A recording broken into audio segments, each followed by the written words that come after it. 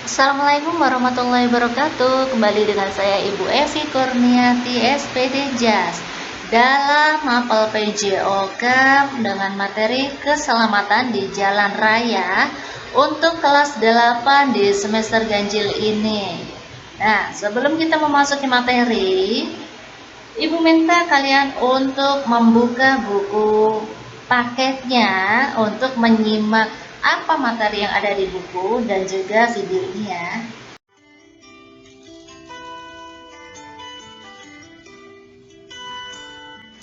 Kompetensi dasar pada pembelajaran hari ini adalah 3.10, yaitu memahami cara menjaga keselamatan diri dan orang lain di jalan raya. Kemudian poin 4.10, memaparkan cara menjaga keselamatan diri dan orang lain di jalan raya.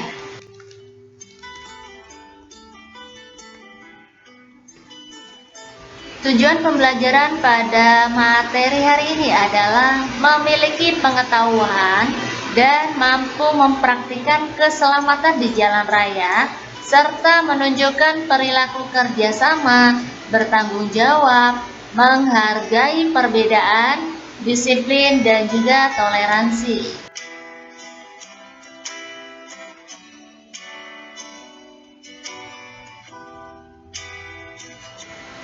Keselamatan lalu lintas merupakan suatu program untuk menurunkan angka kecelakaan beserta seluruh akibatnya, karena kecelakaan mengakibatkan pemiskinan terhadap keluarga korban kecelakaan. Karena sebagian besar kejadian kecelakaan lalu lintas diakibatkan oleh human error atau faktor manusia.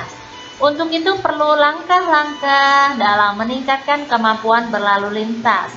Yang pertama adalah dari pendidikan. Nah, pendidikan ini bisa dimulai dari berlalu lintas sejak seorang anak masuk sekolah taman kanak-kanak. Kemudian melakukan penyuluhan melalui media massa dan membuat pusat pendidikan keselamatan lalu lintas atau PPKL. Kemudian poin berikutnya adalah perbaikan peraturan perundangan dengan cara melakukan tata cara mengemudi, menjelaskannya di situ, kemudian melakukan penegakan hukum.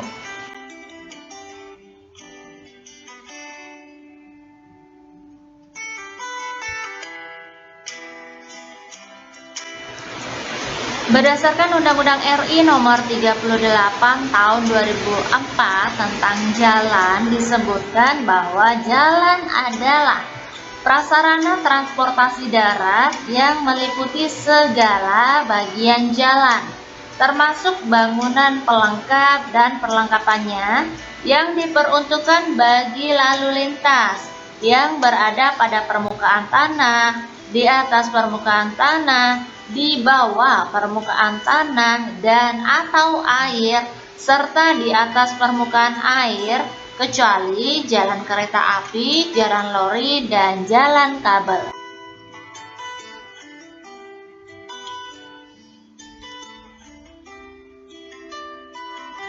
Sedang berdasarkan Undang-Undang RI Nomor 22 Tahun 2009 tentang lalu lintas dan angkutan jalan yang diundangkan setelah Undang-Undang Nomor 38 mendefinisikan jalan adalah seluruh bagian jalan termasuk bangunan pelengkap dan perlengkapannya yang diperuntukkan bagi lalu lintas umum yang berada pada permukaan tanah, di atas permukaan tanah, di bawah permukaan tanah, dan atau air, serta di atas permukaan air, kecuali jalan rel dan jalan kabel.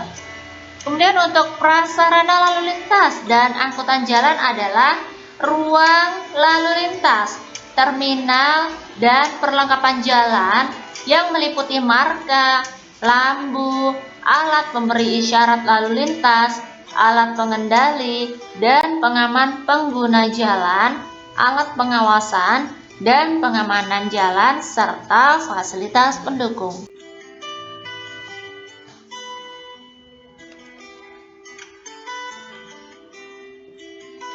Pengertian jalan raya adalah jalan utama yang menghubungkan satu kawasan dengan kawasan yang lain. Biasanya jalan besar ini mempunyai ciri-ciri sebagai berikut. Yang pertama adalah digunakan untuk kendaraan bermotor. Yang kedua adalah digunakan untuk masyarakat umum. Yang ketiga adalah dibiayai oleh perusahaan negara. Dan yang terakhir adalah penggunaannya diatur oleh Undang-Undang Pengangkutan.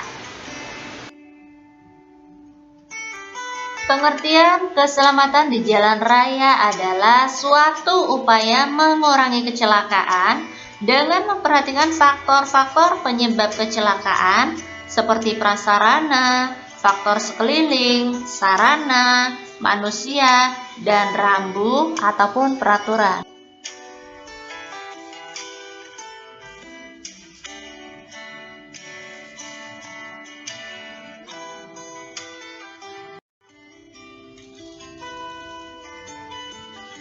Klasifikasi jalan raya menurut Undang-Undang Nomor 38 bisa dibagi menjadi dua fungsi. Yang pertama adalah jalan arteri, di mana jalan arteri ini ada dua ya, yaitu jalan arteri primer adalah ruas jalan yang menghubungkan antar kota jenjang ke-1 yang berdampingan atau menghubungkan kota jenjang ke-1 dengan kota jenjang kedua. Ini adalah menurut R.D. Sutama tahun 2007. Kemudian persyaratannya yang pertama adalah untuk menjadi jalan arteri primer, kecepatan rencana itu harus lebih dari 60 km per jam. Berikutnya adalah lebar badan jalan itu lebih dari 8 meter. Kapasitas jalan lebih besar dari volume lalu lintas rata-rata. Kemudian jalan masuk dibatasi secara efisien sehingga kecepatan rencana dan kapasitas jalan dapat tercapai. Berikutnya, tidak boleh terganggu oleh kegiatan lokal, lalu lintas lokal. Dan yang terakhir adalah jalan primer tidak terputus walaupun memasuki kota.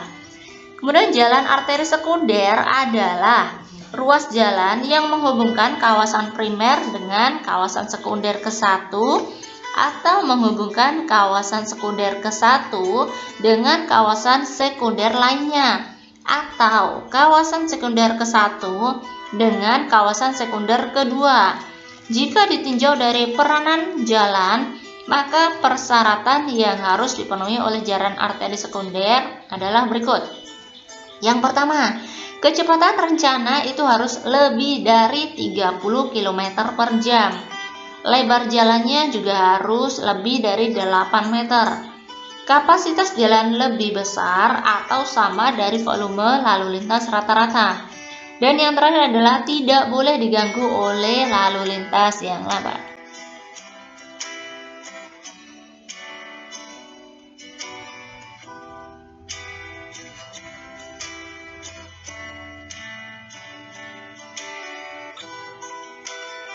Klasifikasi jalan raya masih menurut Undang-Undang Nomor 38, yaitu jalan kolektor.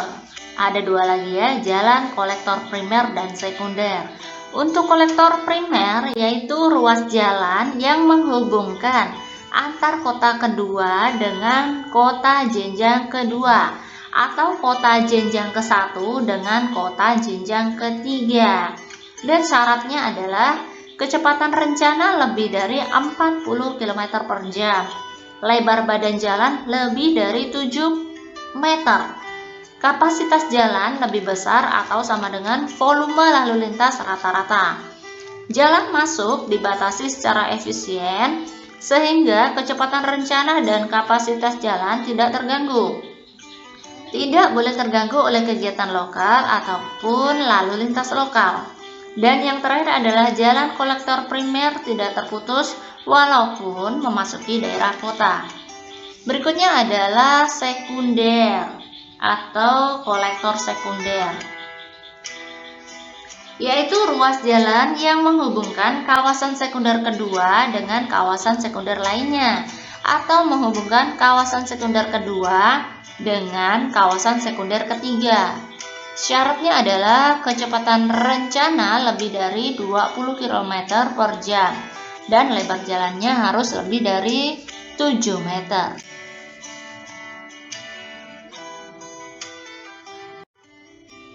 Yang ketiga adalah jalan lokal. Ini ada dua lagi, primer dan sekunder. Untuk yang primer adalah ruas jalan yang menghubungkan kota jenjang ke-1 dengan Persil, kota jenjang kedua dengan Persil, kota jenjang ketiga dengan kota jenjang ketiga lainnya, kota jenjang ketiga dengan kota jenjang di bawahnya. Syaratnya adalah kecepatan rencana lebih dari 20 km per jam, lebar badan jalan lebih dari 6 meter. Kemudian jalan lokal primer tidak terputus walaupun memasuki desa. Dan jalan lokal sekunder adalah ruas jalan yang menghubungkan kawasan sekunder ke-1 dengan perumahan, atau kawasan sekunder kedua dengan perumahan, atau kawasan sekunder ketiga dan seterusnya dengan perumahan. Syaratnya adalah kecepatan rencana lebih dari 10 km per jam dan lebar jalan lebih dari 5 meter.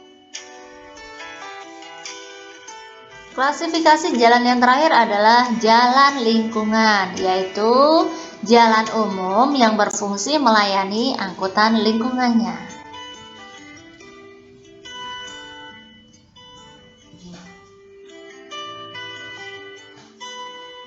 Jenis-jenis aktivitas di jalan raya. Yang pertama adalah aktivitas jalan kaki. Nah, tentunya untuk pejalan kaki ini harus mempunyai tanggung jawab atau kewajiban-kewajibannya. Yang pertama adalah berjalan pada bagian jalan yang diperuntukkan bagi pejalan kaki atau pada bagian jalan yang paling kiri apabila tidak terdapat bagian jalan yang diperuntukkan bagi pejalan kaki. Berikutnya adalah menggunakan bagian jalan yang paling kiri apabila membawa kereta dorong. Dan yang terakhir adalah menyeberang di tempat yang telah ditentukan. Kemudian adalah kawasan-kawasan untuk pejalan kaki, yaitu kawasan yang khusus diperuntukkan bagi pejalan kaki. Kendaraan pribadi dilarang masuk ke kawasan ini, karena kawasan ini biasanya dibangun di daerah pertokoan, kawasan wisata. Kalau di Jakarta ini ada kawasan di Pasar Baru. Yang kedua adalah aktivitas bersepeda. Nah, seperti yang kita ketahui bahwa di musim pandemi corona ini banyak masyarakat yang menggunakan sepeda sebagai ajang untuk menjaga kebugaran jasmani mereka. Tentunya ada cara-cara yang bersepeda di jalan raya. Yang pertama adalah berpakaianlah dengan benar. Berarti di sini dengan memakai helm dan pakaian berwarna terang. Jika musim hujan, silakan gunakan jas hujan yang tidak mengganggu kenyamanan, keseimbangan, dan kendali Anda di atas sepeda. Yang kedua adalah pastikan patuhi rambu dan peraturan lalu lintas. Yang ketiga adalah jangan pernah bersepeda melawan arus jalan. Yang keempat adalah selalu memakai helm. Jangan menggunakan piranti headphone atau biasa Walkman ataupun yang bisa untuk mendengarkan handphone. Berikutnya adalah sebaiknya kedua tangan siap untuk mengerem jika terjadi sesuatu ketika kalian sedang berkendara sepeda. Berikutnya adalah perhatikan jalan di samping dan belakang Anda. Jadi kalian jangan terlalu menikmati musik ketika kalian berada di jalan raya. Berikutnya adalah jangan menyalip dari sebelah kiri. Kemudian jangan melewati garis pembatas jalan. Berikutnya adalah gunakan lampu di malam hari. Ini penting sekali ya untuk keamanan bersama. Kemudian gunakan tangan Anda untuk memberikan tanda ketika kalian akan berbelok ataupun akan melaju dengan lebih dulu. Terakhir adalah rawat dan jagalah kondisi sepeda Anda supaya Anda tetap nyaman dan aman di jalan. Beberapa kesalahan bersepeda di jalan raya. Yang pertama adalah posisi sedel terlalu rendah. Ini mengakibatkan kalian lebih cepat capek karena dalam mengayun sepeda itu harus dengan menggunakan tenaga ekstra. Yang kedua adalah posisi telapak kaki. Nah, ini posisi pedalnya dengan posisi kaki, jangan memakai tumit ataupun bagian tengah. Berikutnya adalah penggunaan gear. Nah, penggunaan gear ini seringkali diubah hanya pada bagian belakang, sementara gear bagian depan diabaikan. Ini resikonya adalah rantai keluar dari gear dan rantai menjadi lebih cepat rusak. Berikutnya adalah rambu-rambu lalu lintas. Nah, ini tentunya diperuntukkan bagi semua pengguna jalan termasuk goeser. Ya, jangan mengabaikan lampu baik merah, kuning ataupun hijau. Kemudian saat berbelok itu tidak memberi tanda. Nah, pastikan di situ kalian belajar untuk melihat kanan dan kiri. Yang kelima adalah tidak menggunakan lampu pada saat malam hari. Nah, ini sangat berbahaya sekali ya. Yang keenam adalah menggunakan kostum yang terlalu tertutup sehingga kalian tidak nyaman karena di situ kalian merasa gerah, terlalu banyak mengeluarkan keringat sehingga kalian tidak nyaman dalam melakukan kegiatan naik sepeda. Dan yang terakhir adalah tidak membawa minuman, padahal kalian di sini dituntut untuk ekstra energinya di mana ada cuaca panas ataupun kalian merasa kecapean dalam melakukan aktivitas.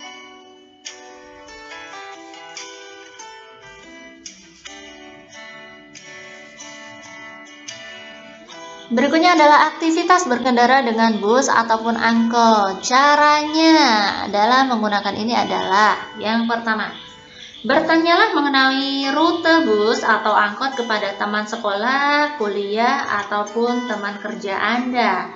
Berikutnya berdua adalah berdirilah di halte atau pinggir jalan supaya bis itu tahu bahwa kalian sedang menunggu angkot atau bis.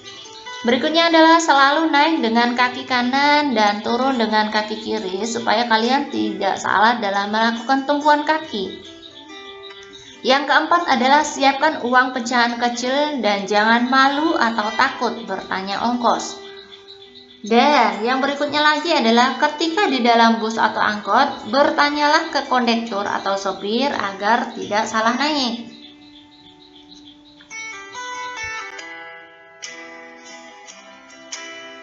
Aktivitas berikutnya adalah berkendara dengan menggunakan sepeda motor. Cara berkendara yang baik adalah yang pertama, gunakan helm yang berstandar SNI, jaket, serta sarung tangan. Kedua, perhatikan posisi duduk sebelum menjalankan kendaraan dan pastikan Anda telah berada pada posisi duduk yang benar dan senyaman mungkin. Ketiga adalah memperhatikan posisi tangan setelah memahami bagaimana posisi duduk yang baik saat berada di atas motor. Yang keempat adalah perhatikan pandangannya supaya kalian lebih fokus untuk melakukan perjalanan.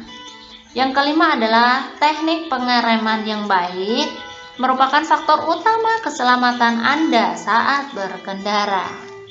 Dengan cara memastikan telunjuk tangan kanan berada di handle rem, kemudian fungsikan rem dengan maksimal, dan usahakan posisi duduk tetap tegak saat mengerem. Untuk berikutnya adalah letak dan posisi kaki. Keadaan yang paling sering terjadi sekarang adalah kedua kaki tetap berada di bawah pada saat kendaraan telah melaju. Ini tidak disarankan ya. Jadi salah satu kaki usahakan di atas untuk siap mengerem.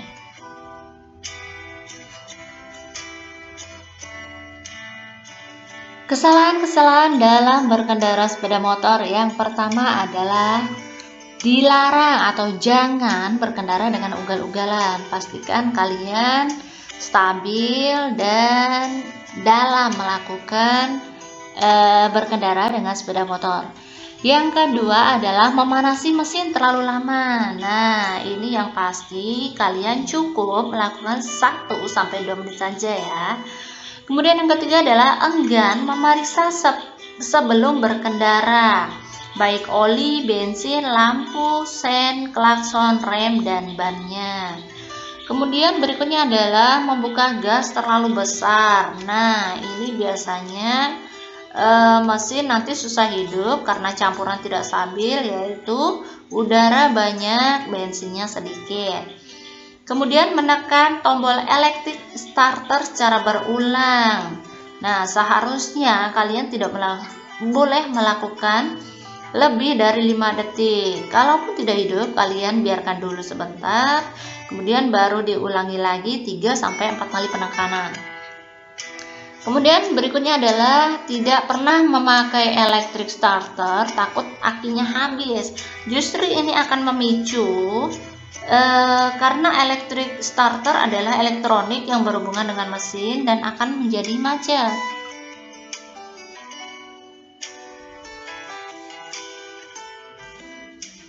Kesalahan-kesalahan berikutnya dalam berkendara sepeda motor adalah gas terbuka terlalu besar pada gigi 1. Ini biasanya dilakukan ketika kalian menstarter untuk pertama kalinya. Berikutnya adalah kaki selalu menekan pedal rem. Ini tidak baik ya, karena biasanya kanvas rem jadi cepat habis. Berikutnya adalah menekan kopling pada saat melewati jalan berliku. Ini tidak disarankan ataupun tidak boleh bahkan, karena kendaraan akan menyelonong dan sulit dikendalikan. Berikutnya adalah anti pakai cuk ketika starter. Ini penting ya, bukan tidak boleh, tapi untuk hal-hal tertentu ini sangat disarankan. Kemudian mengendarai motor di jalan raya secara zigzag, seperti yang kita ketahui biasanya ini dilakukan anak-anak muda untuk membuat gaya tersendiri. Berikutnya adalah menyerobot lampu merah atau berhenti melewati garis pemberhentian di lampu merah.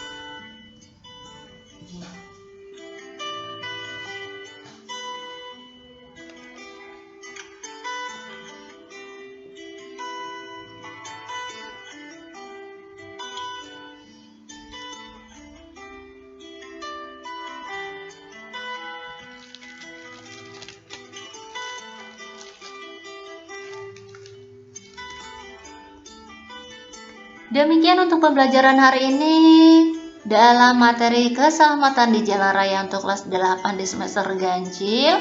Jika kalian belum paham, silakan diulang-ulang lagi video ini ataupun bisa dibuka buku paketnya, di situ juga ada. Kemudian untuk materi minggu depan akan kita lanjutkan mengenai rambu lalu lintas. Untuk itu bagi kalian yang masih bingung bisa juga download atau cari searching di Google juga ya. Akhirul salam untuk mata pelajaran PJOK. Wassalamualaikum warahmatullahi wabarakatuh. Salam olahraga. Jaya, jaya, jaya.